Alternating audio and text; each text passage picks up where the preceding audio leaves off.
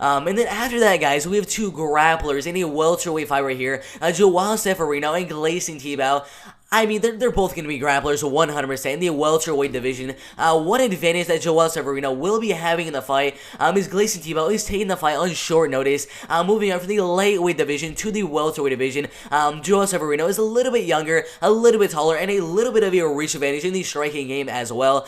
So a lot of advantages going to João Zeferino. He's shown to have really good leg lock submissions and really good rear naked choke submissions. 24 wins and only 9 losses. You look at here, rear naked choke submission, heel hook, rear naked, heel hook submission. I mean, those are the main ways he gets you down and tries to submit you with a heel hook or with a rear naked choke submission.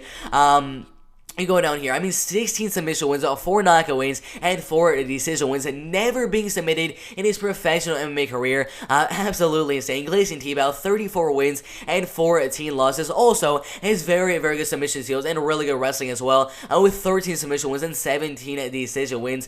He was probably the closest guy to ever be able to beat Khabib Nurmagomedov in a really close fight right there. A lot of people think that he had a chance of winning the fight, considering these strikes were very even, but overall he did end up losing the fight by unanimous decision. But you look down here, I mean, both fighters are gonna be grapplers. That is 100%.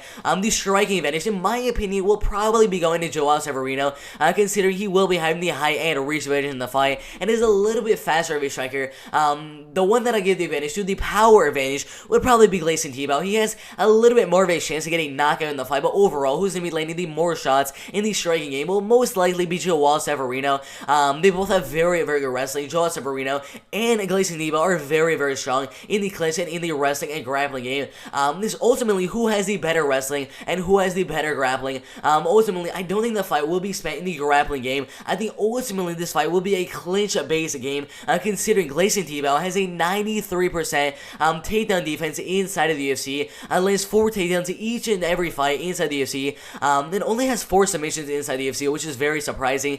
He has very good submission skills, really good wrestling as well. I think overall, because of the takedown defense of Gleison Tibau, I think overall the fight will mainly be spent in the clinch and in the striking realm of the fight. I think overall João Zeferino is better in the clinch with really good knees and really good body shots and a really good right hand in the clinch. So overall, if the fight stays in the clinch, João Zeferino will have the advantage. If the fight stays in the striking realm of things, I think João Zeferino will have the advantage and the grappling and wrestling advantage. Honestly, I'm not really too sure who's going to have the advantage, but considering João Zeferino has shown to have a really good wrestling. I believe landing like 10 takedowns in his last 3 fights inside of the PFL. I think he will go out there and have the wrestling advantage, have the grappling advantage, have the clinch advantage, have the striking advantage. Everywhere I look at the fight, João Zeferino will have the advantage. So overall, I will be going with the slight favorite. In my opinion, I don't really agree with the betting odds at minus 350. Absolutely insane. In my opinion, João Zeferino is a very slight favorite to win the fight.